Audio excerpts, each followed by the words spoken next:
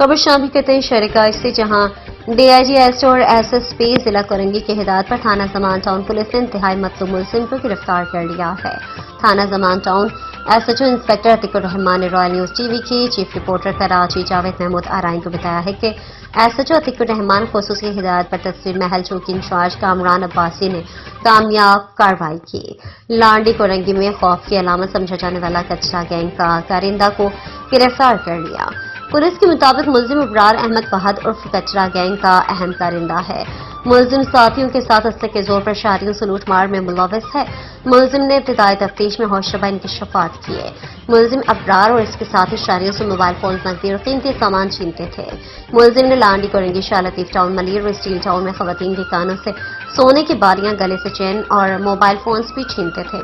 मुलजिम और इसके साथियों की दौरान वारदात की फुटेज भी मंजर आम पर आ गई। मुलजिम के खिलाफ कराची के मुख्तलिफ थानों में 1 दर्जन के करीब मुकदमात दर्ज हैं।